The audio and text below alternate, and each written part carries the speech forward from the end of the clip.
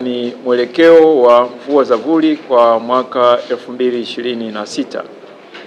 Tukianza na maeneo ya ukanda wa Ziwa Victoria ikijumuisha mikoa ya Kagera, Geita, Mwanza, Shinyanga, Simiyu pamoja na Mara.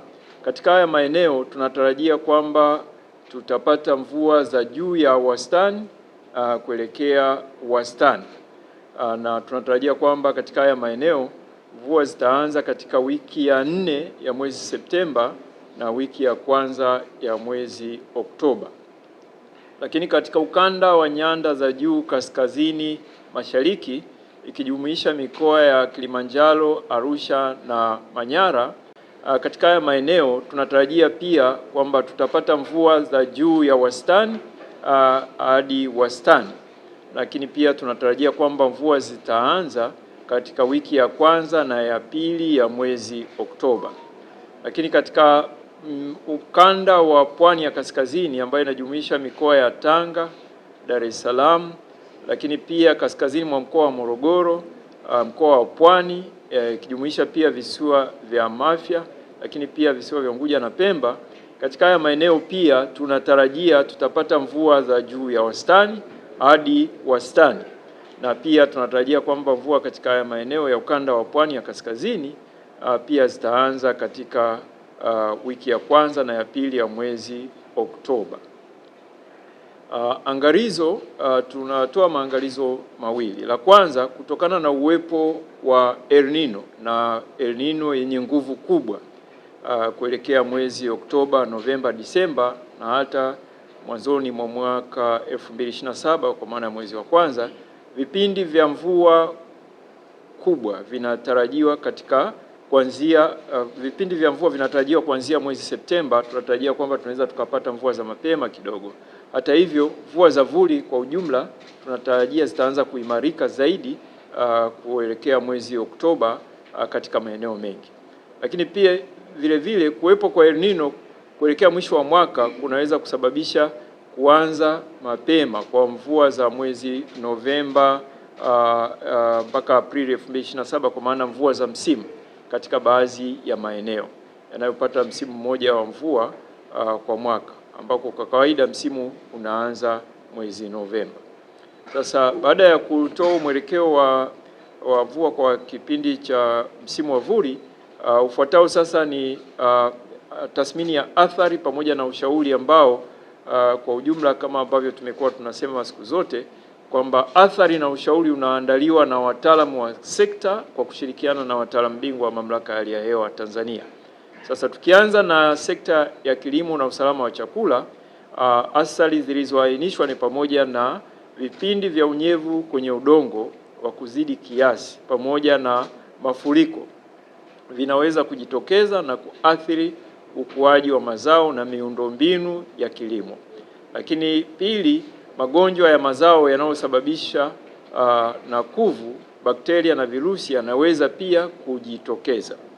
Lakini la tatu, shughuli za kilimo zinatarajiwa kuendelea kama ilivyo kawaida katika baadhi ya maeneo katika msimu huu wa vuli 2026. Ushauri, wakulima wanashauriwa kuandaa mashamba, kupanda, kupalilia na kutumia pembejeo husika kwa wakati. Wakulima pia wanashauriwa kutumia mbinu bora na teknolojia za kuzuia maji kutuama shambani, lakini pia teknolojia za kuzuia mmomonyoko na upotevu wa rutuba. Lakini tatu, tunashauri pia kuimarisha miundombinu ya kilimo pamoja na uvunaji maji ya mvua na kudhibiti visumbufu vya mimea. Hatua hizi zitasaidia kupunguza athari za magonjwa na kuongeza uzalishaji. Lakini pia tunawashauri waendelee kufuatilia na kupata ushauri kutoka kwa maafisa ugani. Kwa sekta ya mifugo na uvuvi, athari tulizoziainisha ni pamoja na wafugaji na wavuvi wanatarajiwa kunufaika na upatikanaji wa malisho ya mifugo na chakula cha samaki. Lakini vile milipuko ya magonjwa ya mifugo kama vile homa ya bonde la ufa, ugonjwa wa miguu na midomo na kuzaliana kwa wadudu wadhurifu kunaweza kujitokeza. Matukio ya kuongezeka kwa magonjwa ya mwani baharini na kupungua kwa uzalishaji wa mwani kutokana na kupungua kwa kiwango cha chumvi katika maji ya bahari pia vinatarajiwa. Sasa ushauri kwa wafugaji, tunawashauri kutumia mbinu bora za ufugaji ili kutunza malisho na kuvuna maji ya mvua kwa matumizi ya baadaye. Jamii pia tunaendelea kushauri kuweka mipango mizuri ya matumizi bora ya maji na malisho. Lakini pia wakulima wa mwani tunashauri kulima mwani kwenye maji ya kina kirefu ili kuondokana na athari za maji ya mvua yanayokuwa yanaingia baharini. Wafugaji na wavuvi tunaendelea kuwashauri kufuatilia mirejeo ya utabiri wa hali ya hewa na ushauri kutoka kwa maafisa ugani pia ili kupunguza athari zinazoweza kujitokeza katika msimu huu wa mvua za vuli. Kwa sekta ya utalii na wanyamapori, athari tulizoainisha ni pamoja na upatikanaji wa malisho na maji kwa wanyamapori katika mbuga na hifadhi za wanyamapori unatarajiwa kuwa mzuri. Upo uwezekano wa kusambaa kwa magonjwa ya wanyamapori kwa wanyama wanaofugwa kutokana na wanyamapori kuingia katika maeneo ya jamii yanayozunguka mbuga na hifadhi za wanyamapori.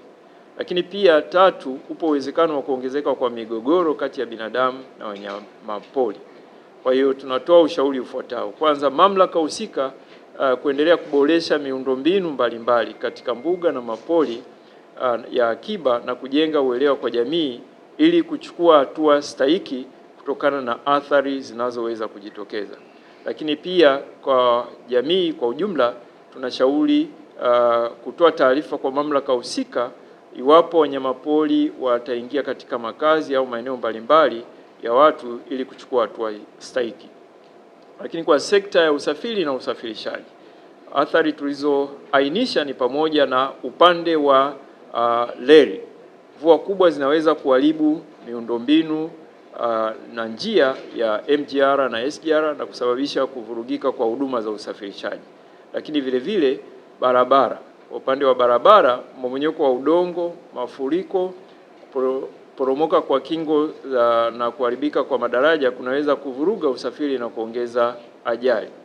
Lakini kwa upande wa bandari, athari ambayo imeainishwa ni pamoja na kwamba mvua kubwa ambazo zinatarajiwa zinaweza kuchelewesha upakiaji na upakuaji wa mizigo, hasa shehena zinazohitaji kulindwa dhidi ya unyevunyevu. Kwa upande wa usafiri wa anga, matukio ya hali mbaya ya hewa ambayo yumkini katika kipindi cha El Nino yanatarajiwa inaweza kupunguza muonekano kwa marubani, lakini vile kuchelewesha au kuahirisha safari za ndege na kusababisha ndege kuelekezwa kwenye viwanja mbadala. Kwa hiyo tunatoa ushauri ufuatao. Kwanza, wadau wa sekta hii tunashauri kuchukua hatua stahiki katika utekelezaji wa ujenzi wa miundombinu mbalimbali pamoja na ukaguzi wa mara kwa mara wa miundombinu ya usafiri na usafirishaji. Lakini vile vile tunaendelea kushauri kufuatilia na kuzingatia ipasavyo taarifa mbalimbali ambazo tutaendelea kuzitoa za utabiri lakini na za tahadhari. Kwa upande wa sekta ya ujenzi tunashauri athari ambayo tumeainisha ni pamoja na vipindi vya mvua kubwa ambavyo tunavitarajia vinaweza kuathiri sekta ya ujenzi kwa kuchelewesha miradi, lakini pia kusababisha migogoro ya kimkataba, kuharibu vifaa na miundombinu, kuongeza gharama za ujenzi, kuathiri ubora wa kazi na kuhatarisha usalama wa wafanyakazi. Hivyo tunashauri yafuatayo: wadau kuzingatia utabiri huu wa vuli ipasavyo katika mipango ya ujenzi na hasa katika kipindi kinachotarajiwa kuwa na mvua za juu ya wastani. Aidha, tunashauri kuchukua hatua stahiki wakati wa utekelezaji wa miradi mbalimbali ya miundombinu ili kupunguza athari zinazoweza kujitokeza. Na vile vile tunaendelea kusisitiza kwa upande wa sekta ya ujenzi kwa ujumla wake, tuendelee kufuatilia ipasavyo taarifa ambazo tutaendelea kuzitoa za kila siku, lakini vile vile za kila mwezi, lakini vile vile pale ambapo tutatoa angalizo na tahadhari za matukio ya hali mbaya ya hewa, basi tufuatilie na kuzizingatia ipasavyo. Kwa sekta ya nishati na maji na madini, athari tulizoainisha ni pamoja na ongezeko la kina cha maji na uchafuzi katika maziwa, mabwawa na mito yanaweza kujitokeza, hali ambayo inaweza kuathiri miundombinu ya rasilimali maji na nishati. Katika maeneo yenye shughuli za uchimbaji mdogo wa madini, tahadhari stahiki za usalama zinapaswa kuzingatiwa, kwani mvua za juu ya wastani zinaweza kuongeza hatari ya maporomoko ya ardhi na kuporomoka kwa mashimo ya uchimbaji yasiyo imara.